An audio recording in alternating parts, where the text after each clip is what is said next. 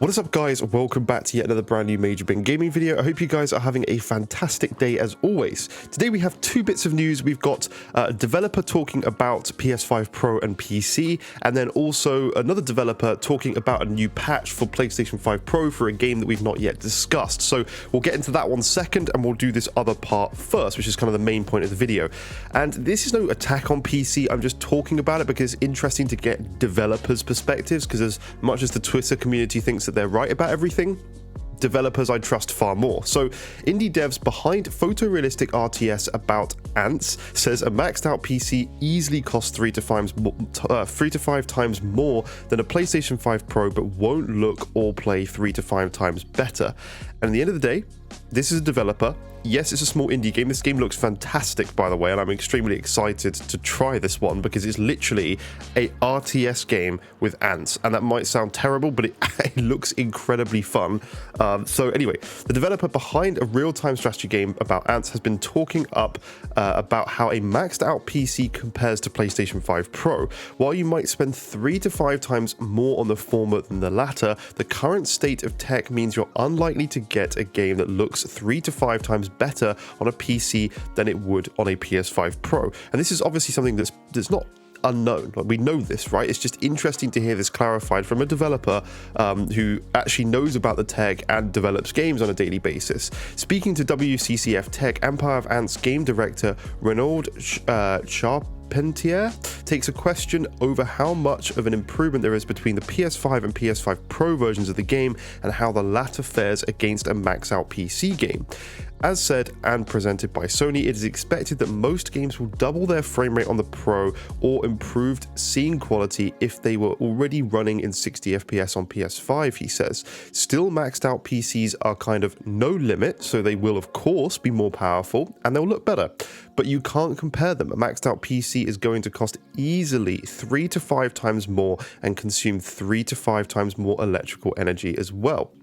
But what is interesting and says a lot about the flatlining silicon evolution curve, and this is the part I want to talk about more, is that your game on your monster PC is not going to look or play 3 to 5 times better than on PS5 Pro consoles. There is a huge diminishing return now on high-end silicon, and that might have an impact on the life cycle duration of console hardware.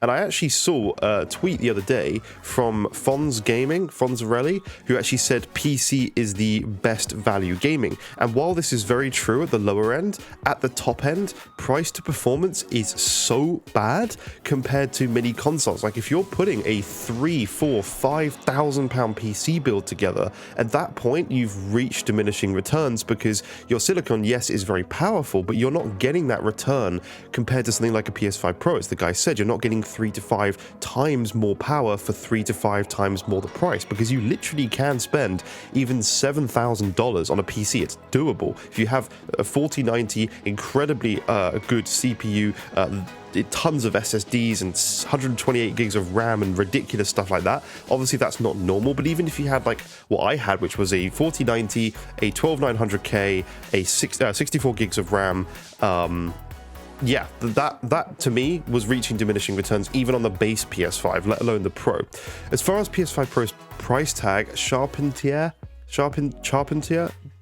I don't know, who knows, isn't sure how expensive it truly is. The developer praises the PS5 and Xbox Series X as an incredible piece of hardware, and it says it was impossible to build a PC as powerful on the same budget, but the inflation we've seen since launch means that comparing the PS5 Pro price with benchmarks and prices of decades ago doesn't seem very relevant. The interesting question would be how much it costs in terms of average salary percentage in each region and how much previous top-end consoles cost relative to their time, he said. I don't know about that, but I remember that in my youth many consoles were already considered pretty expensive by my parents and my friends' parents. But that is, I mean, that's very true. The PS5 Pro is a jump up in price for sure, and is going to put many people off of that price because in the end of the day it's a big step up. But as I said before, this is a niche console. This is not necessarily for the average consumer. This is for people who desperately want more power but don't want to go to PC, and personally for me this is a great option. I'll briefly touch on it and we'll move on to the next game that's being patched for PlayStation 5 Pro. But one of the reasons I switched back from PC to console was just various things like stutter issues In many AAA games, most AAA games, I tend to buy day one and play day one. So that was a real kind of thing for me. It was just ease of use, like letterboxing games would boot up in a tiny corner of like my TV, like just being a quarter of the TV screen, and it would just be annoying to have to get up over here with the keyboard and stuff and muck around with that. It was just nice to boot up a game on console and you know it's never going to do that. There was problems to do with Steam Big Picture mode. It just wasn't as fluent, and for me personally it was annoying. Audio sources were a bit more difficult to figure out. It would never pair the Bluetooth headset. When I turned the headset on, it would just still default to another audio source, so you'd have to back out of the game to then change that. It was very, very annoying, and there's lots of little things that just frustrated me personally.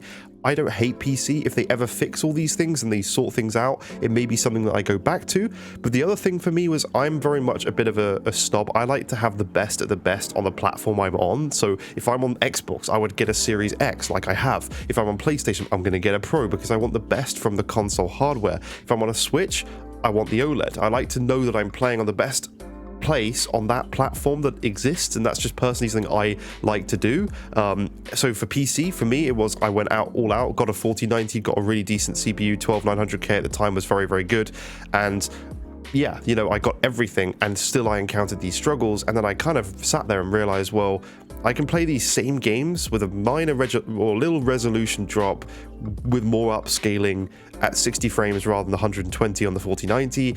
And for me, for single player games, I was like, that's actually fine, and I prefer that ease of use. And now we're getting the Pro, and we're seeing like Lies of P as native 4K. Alan Wake is going to be Alan Wake 2, sorry, is upscaled to 4K. Yes, from 864p. It doesn't matter. It's what you see on the output resolution that's now important. That's the whole point of these AI things, and exactly why Nvidia cannot just keep throwing transistor and transistor after transistor into these GPUs to make them more powerful, upping the cost more and more, because we're getting close to that allowed usage of electricity, right? They need to start doing other things, because, and this is what Sony's doing, obviously, is going the AI solution, which Nvidia has already done, but everybody needs to figure out a different way of doing this rather than just throwing more transistors into hardware. And this is AI. Whether people like it or not, like set native resolutions are going to become a thing of the past. I see everybody talking about it, and even in many UE5 games, the 4090 is using DLSS AI upscaling. Maybe not from such a low resolution, but it's still doing it on many modern titles, stuff with like path tracing and stuff. Cyberpunk, you cannot run at native 4K 60 path traced on a 4090. I've tried it, you can't. You need to use AI upscaling, and to even get to 60, not only do you need AI upscaling, you need frame generation. So we're already doing these things, and it's going to only get more and more over time. But anyway, let's talk about the second article, which is actually Helldivers 2 recently received a patch. This is probably news that you guys have heard about, but I like to talk about it because I like it on my channel, so you guys can hear it if you haven't already. But Helldivers 2 has been added to the list of all PlayStation 5 Pro enhanced games as the Arrowhead Studios community manager Twinbeard confirmed via Discord. There'll be differences between the current PS5 and Pro versions. However, it does sound like this Pro patch might not be ready for the console's release on the 7th of November 2024, because what those differences are is yet to be confirmed. So currently, on the base PS5, Helldivers 2 offers its performance and quality mode, with the former running at 60 frames per second at 1080p resolution, while the latter halves the frame rate for 720p.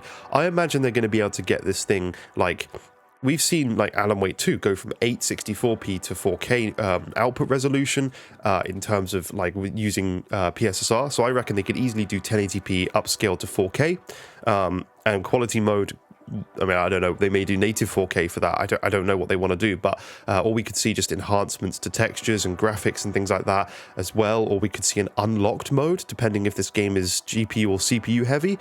We could see a fluctuating unlocked mode up to 120 hertz in the performance mode, which would be really, really cool.